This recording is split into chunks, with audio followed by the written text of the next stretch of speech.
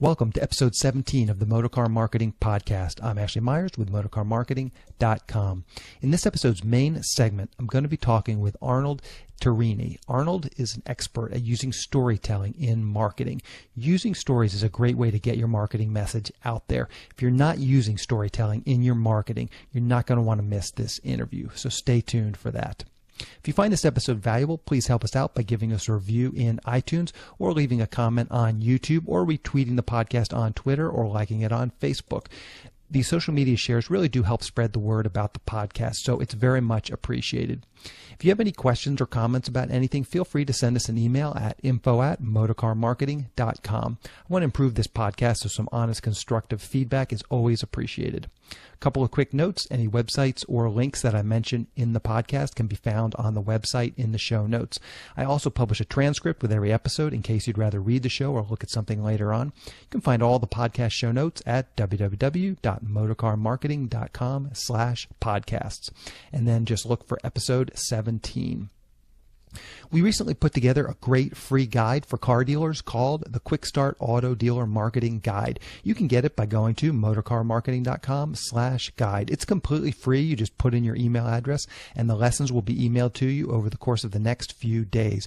We've tried to concentrate on the high leverage things you can do with each marketing channel so you can get the maximum results in the shortest amount of time. We'll be adding more lessons to this guide in the future, but to start out, we'll show you how to increase your ROI and sell more cars on Craigslist, how to quickly set up a Google pay-per-click campaign, how to begin generating leads from local search engine optimization, and how to effectively use email marketing to generate leads and correspond with your past customers. Again, this guide is completely free. Just go to motorcarmarketing.com/guide. So now let's get into the main segment. Today, I'm talking with Arnold Tijerina about using storytelling to help get your marketing message out. Here is the interview. Welcome, Arnold, to the Motorcar Marketing Podcast. I really appreciate you coming on the show. Hey, thanks, Ashley. I appreciate you having me. So to start out, I wonder if you can give us a quick overview of your career and how you got into the automotive industry and automotive marketing. Essentially, I don't think I have a story much different than many people. I never, grew up going, hey, I want to sell cars or I want to, get into the automotive industry. Bottom line was I was out of college and I needed a job and, 2002. So 12 years ago, 14 years ago. I don't know. I can't add. But anyways, in 2002, I needed a job. And, just like today, there was an ad that said like $2,000 a month guarantee or whatever, come sell cars, all the good stuff, right? Those ads still exist today, those one ads. Mm-hmm. And so I went to the car dealership and applied and got hired and found that even without any training initially, I was pretty successful at it and I was making a good living. So, and then it escalated like that. Once you get the car bug, most people in this industry understand that it's hard to stop being a retail car guy. Mm-hmm. It's like either in your blood or it's not, right? People come into our industry and they either succeed or fail. Some of the average people will stay around. So anyways, I went to work for a dealership, sold cars there for about 6 months, and then I was recruited by an Infinity dealer. And I went to work there and rose through the ranks there until I was the internet director. And worked for them for a while, moved to another auto group, was internet director for 7 stores, and then was recruited back by the same general manager and worked with that dealer group, which is one of the larger dealer groups in California, but they also have the number one new car Honda dealership in the world, which is Norm Reeves Honda Cerritos. So from there, I went into the vendor side, and I went to work for HomeNet Automotive for about a year and a half. Essentially at that point, my career kind of dictated itself. I went to work for another marketing agency and then relocated from California to Chapel Hill, North Carolina.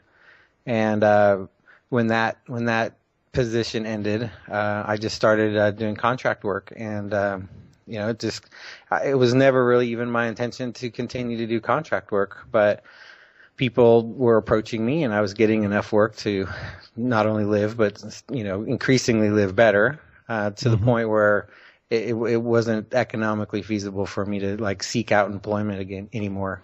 So, in my career, I've worked for Driving Sales, the organization Driving Sales, and Digital Dealer, and I've been involved in helping organize or create content for, I think, 19 conferences now in the last 5 years, ranging from small ADA ones to the bigger ones like Digital Dealer Conference or the Driving Sales Executive Summit.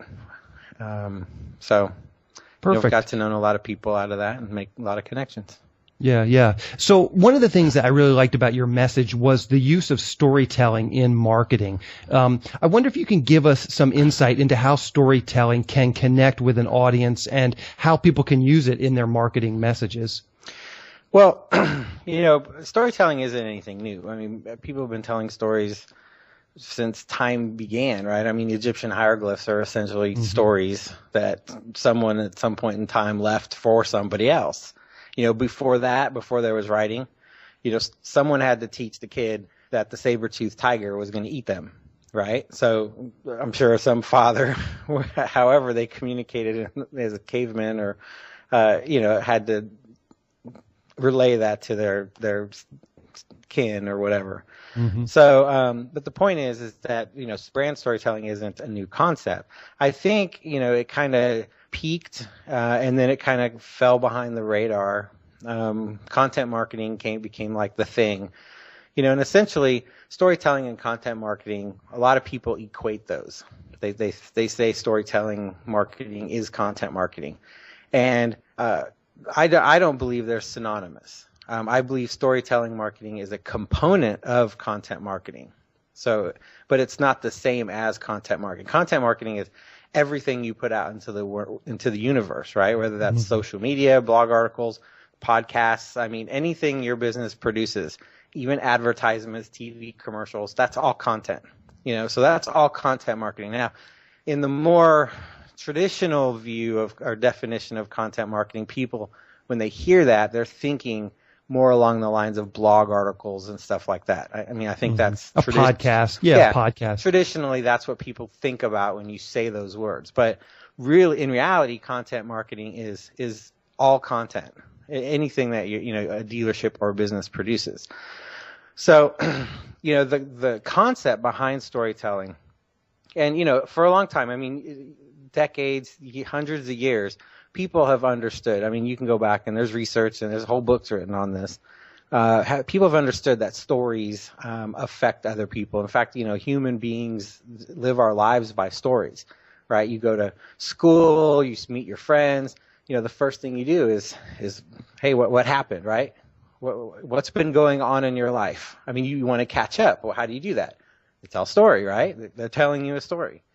What social media? All social media is about is listening to other people's stories or telling your own story, right? I mean, from the smallest status update on Facebook to, a video of a clip of an event in your life, whether it's your child's first steps or whatever, it's essentially telling a story to your friends or whoever's listening. Recently, and I say recently meaning in this millennium, is that right? In the last decade, in the 1900s, actually, in like the mid 1900s, there started to be actual science behind storytelling. Like biological, that storytelling affected us biologically. When we hear stats, when we hear statistics, and to parallel this kind of with automotive, this would be like your features and benefits.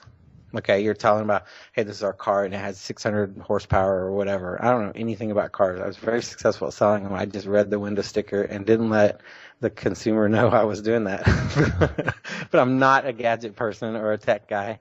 I mean, I'm a gadget person like techie, but not a car person as far as knowing all that stuff. But anyways, my point is that, there's different parts of your brain, and the part of your brain that processes data is different than the part of your brain that processes stories. Okay, so, It's like sitting in a lecture. If you went to college, and there's different kinds of lectures, right? You sit in one, and if the professor's up there rattling off just data, in a stream of endless data with no context and nothing to kind of put it together for you, you remember a lot less of it. Storytelling activates, all the parts of your brain that would be activated in that story.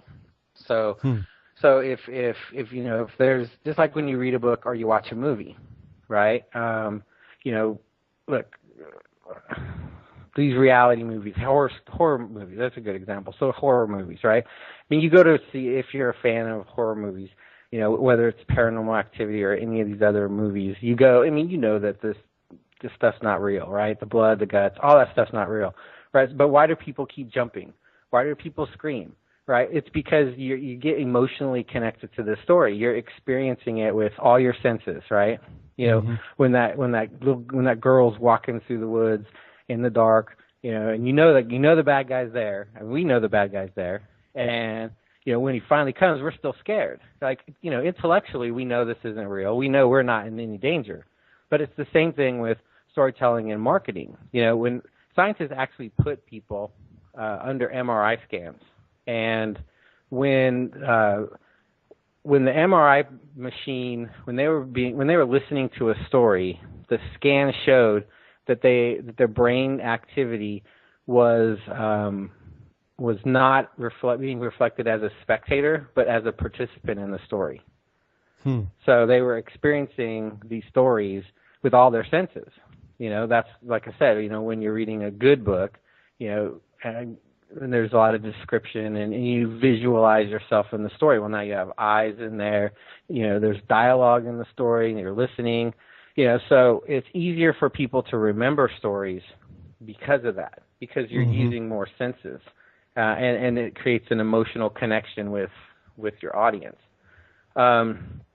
Let's bring it back and start, maybe try and talk about a specific example for car dealers. Like, as an example, what if a dealership is sending out emails to leads that have gone cold? How could they incorporate storytelling into something like that?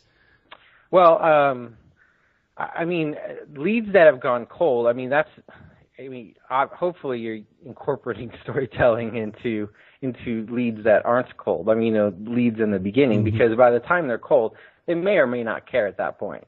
Do you know what I mean? They've already bought a car, whatever. Depends on, you may have harassed them. And when I say harass them, the whole call until they buy or die, you're emailing them forever, right? As a marketer and as a dealership, I understand it's a numbers game. That's why people are doing it. But on the opposite side, if a telemarketer was doing that to us, as let's say I'm a GM, if some telemarketer was calling me every day, it would be annoying, right? I'd get annoying. Would it make me want to do business with them more or less?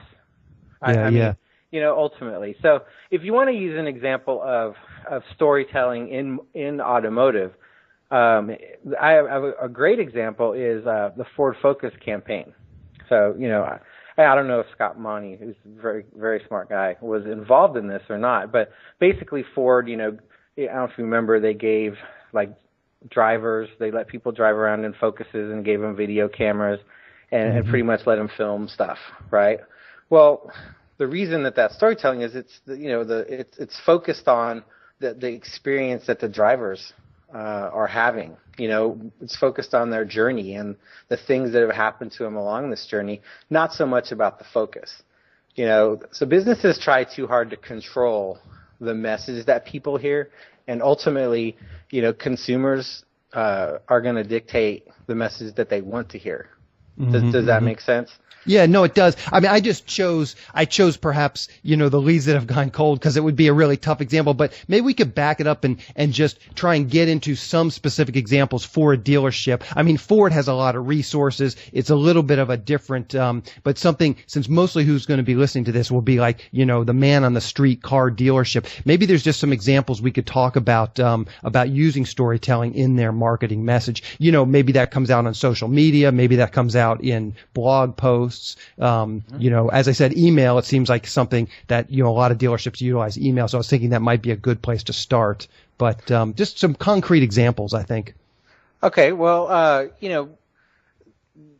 people know, how do I say this? Okay, so people know that when they come in, let's say they're at your dealership or they're shopping and they're trying to, do I buy a Ford or do I buy a Toyota? And then they narrow that down, and then it comes to, now who do I buy it from, right? And they submit the lead, and then they get responses, or they don't get responses, or someone calls them, or they don't call them, right? But the point is that during the process, and even before the process, dealerships should be crafting their story via all those every channel that they can, through their email campaigns. But if you're gonna tell a story to somebody through an email campaign, it has to be a relevant story.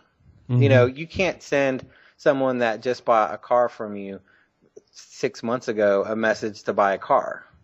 Does that make sense? Sure. You have to be relevant to them, or they're not going to care. So you have to really identify, what motivates your customers, and the way you figure out what they care about is by listening to them, what kinds of content, let's say, what kinds of content should dealers be using, or can dealers use to help craft a story? Well, first of all, you have your obvious one, right? Which is, who we are, right? Mm-hmm. In all respects, where we came from, who we are, what we believe in, what our values are, that kind of content. That's no, so like we're a third, from us. It's a family business that's been in the family for 3 generations. Yeah, stuff like that. Yeah, okay, exactly. Perfect. Stuff like that, like a why buy from us. Mm-hmm. It would be. Oops, sorry, my microphone was moving there. And then you boil it down to the next is that you got also on the salesperson level was why buy from me, right? Well, people buy from people, right? You've heard that lots of times. Sure. This is everybody says it. Everyone knows it's true. So why not make your business a person, right? Look, the manufacturers, if they had their way, in my opinion, would turn dealerships into like Walmarts. They would all look exactly the same. There would be no differentiation between any of them, right? You'd walk in, the showrooms would be the same cars would be there in the same places, the lot would be the same, So it's getting more and more important, in my opinion, for dealers to start telling their story if they're not already, because the more control and the more homogenized the dealerships get, the less important it is for a consumer to make a decision, right? So, I love shopping at Nordstrom, but I don't care what Nordstrom I shop at. Do you know what I mean? I know that all the Nordstroms are going to carry the same stuff, and it doesn't matter which one I go to. I know I'm going to get excellent service, and the products I get are going to be good quality. And so, it's like whatever is the most convenient Nordstrom. Well, I think that dealerships are in peril of that happening to them, with a lot of these changes that the manufacturers are doing. So, the key behind storytelling is incorporating your product into a story. So incorporating yourself. So how would you do that? Okay, so you're a testimonial. Okay, that's a great way of storytelling, a customer testimonial, because you're not telling your story, the customer's telling your story. Mm-hmm. They're telling other people about the experience they had with you. If they had a great experience, obviously you hope that they'd let you film a testimonial, but regardless, they had a story, and they'll tell that story. And that's where you get into like online reviews and stuff. Those are all customers of yours, of a dealer, telling the dealership story. So if the dealerships don't tell their story, the customers will, and they already are, so it's like, I heard someone in the automotive industry that's very well respected and that I like a lot and I'm friends with, recently wrote something about storytelling, and in it his analogy was that storytelling was like the Blu-ray extras on a DVD, mm-hmm. right? And that I totally disagree with that, because if you've never seen a movie, you don't care about the Blu-ray extras. You don't care about the extra bonus features. You don't care about those things until you've seen the story, right? And then only if you like the story do you watch the Blu-ray extras. There's plenty of movies that I love. There's Star Wars, right? I love Star Wars, and I've never watched any of the bonus features. Yeah, me neither. I've been a Star Wars fan since I was like 8, Uh-huh. or I think it was like when I was born. I think that's when Star Wars released. But so the point is that you have to create a personality, and who's going to care most about your personality? Well, your community is, your customers, right? I mean, you're right. The dealerships aren't Ford. They're not Toyota. They don't have those resources, but they also don't need to be trying to reach those people. They're trying to they're thinking so big that they're losing focus on what's important, and that's the people in their community. And you can use the community to create stories, by getting involved, by, when I was at Riverside Infinity, I was a Harley guy, right? I had a Harley, and I was involved with a Harley dealership, but not at first. It wasn't like I was involved and I worked for them or anything. I just went on like all the Harley rides, and I was a customer because I owned a Harley and stuff like that. Eventually, it got to the point where we were actually sponsoring it, and I was paying for that out of my own pocket and using that content. And why would I do that? I mean, what does a Harley have to do with an Infinity? Well, on the surface, you would say nothing, right? But if you really think about it, how much does a Harley cost? I mean, most Harleys are pretty expensive, and that's just where they start, right? So then people pump thousands and thousands of dollars into these things and make it even more expensive. So here I'm selling a Highline car. Well, that's my demographic. I mean, really, it is, right? So I started at marketing to Harley dealerships and telling my story, and they would know my story. When they came into me, they would see me not as the car salesman, if you will. They would see me as, the fellow Harley rider. Let's dig into that a little bit. Tell me exactly what was your story to these Harley guys, and, exactly what was that? What did that look like? Well, I mean, look, Harley aficionados come in all shapes and sizes, right? And it's one of those judging a book by your cover kind of things. I think obviously if it's a doctor that owns the Harley and he comes into the dealership dressed as a doctor, you would expect someone like doctorly to look. He's not going to have much of a problem. But you get some of these big guys that look like Hell's Angels guys, and they come into the dealership. They might get different service. Right. So, I basically, I didn't really, I don't want to say I marketed myself. I mean, I did put ads like in the programs for the rides and stuff like that, but it wasn't like, you should buy an Infinity from me because I like Harleys. It had more to do about, a very basic thing in any salesperson is just letting people know what you do. I remember and I'm sure every person that's ever sold cars in their life, has had at least one point in time where someone that they know, a friend, a relative, someone, bought a car from someone else, and they found out after the fact. They said, well, why didn't you come buy a car from me? And they said, well, because I didn't know you sold cars. It's like, if I'd known, I'd have came to you, right?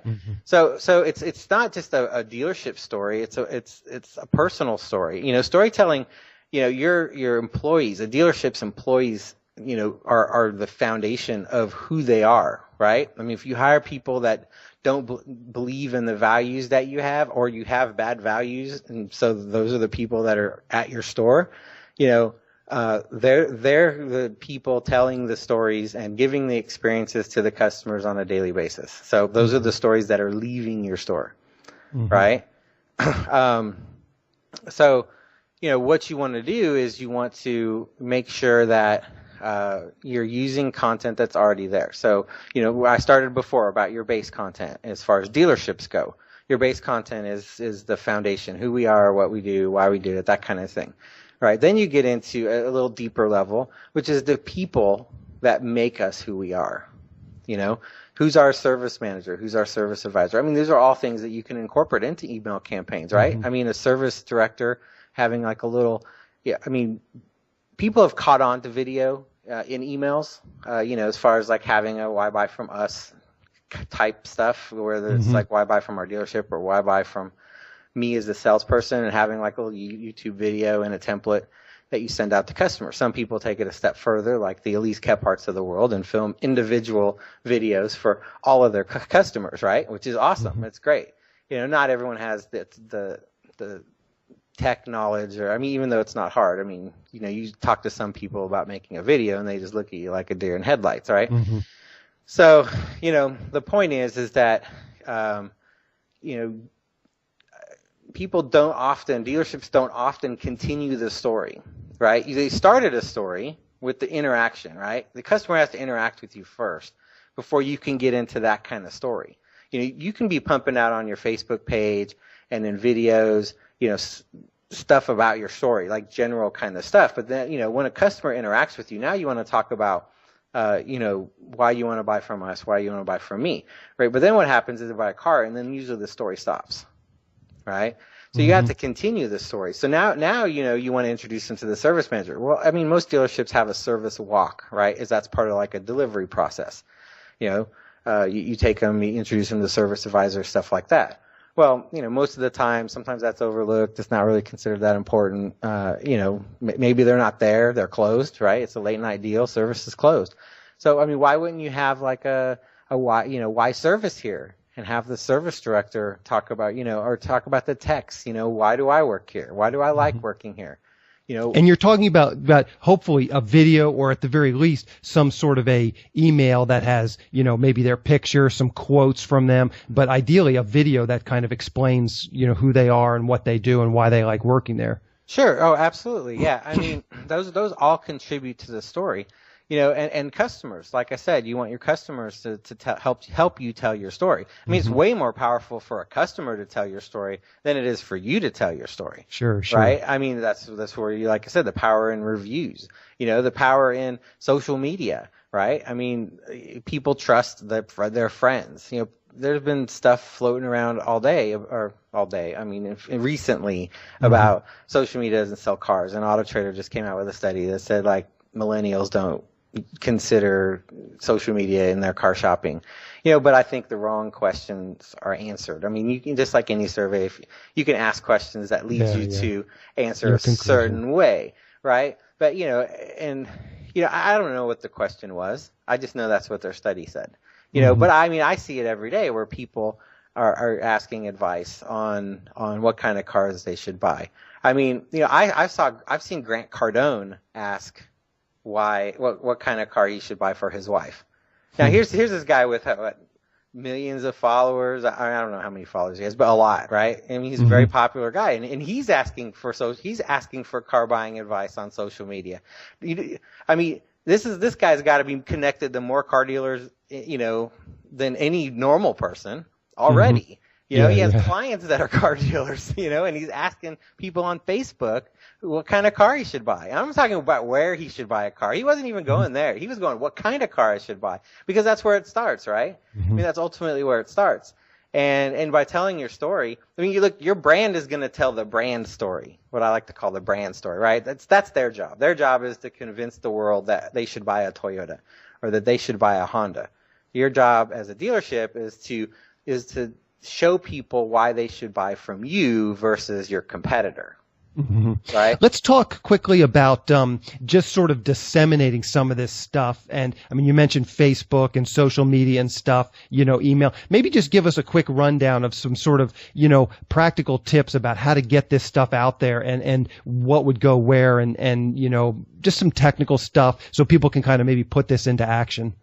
Well, I mean, any video content you put on YouTube, obviously. I mean, that's going to be where you're going to get some SEO benefits and stuff, especially if it's properly tagged and the description fields are filled in. And then, of course, you can then again use that content on your social media sites and tweet it out and stuff like that. What dealers don't do, or a lot of dealers don't do, is they create all this great content and then hide it. Meaning they have like external blogs. They have they don't have links to their social media campaigns. They don't acknowledge them, right? I mean, I had a client that is a dealer, my only dealer client, and I was brought in as a consultant initially. And I went and I couldn't even find her Facebook page. I thought she didn't have a Facebook page, and they did have one. but when it came down to it, it was just named inappropriately for their community, so basically, all it took was it was a rebranding. But ultimately, people do look on social media. People look at reviews. People look at all that kind of stuff. So you want to make sure that your story is everywhere you can put it. And I know that's not very specific, but if I had to focus, like let's say I had to focus and I had to give you like 5 things or something, I would say, you want to make sure you're putting content. And when I say content, I mean content that your customers care about. And that's what you get into, insights and data and stuff like that. On Facebook, on YouTube, Twitter, and Google Plus are the most important, in my opinion. And what about having a dealership having a blog? Oh, I absolutely think a dealership have a blog. The problem is that, one is finding someone that can write in the dealership. And I guarantee every dealership has somebody that can write. They may not know who that person is, but I guarantee that they have somebody that can write.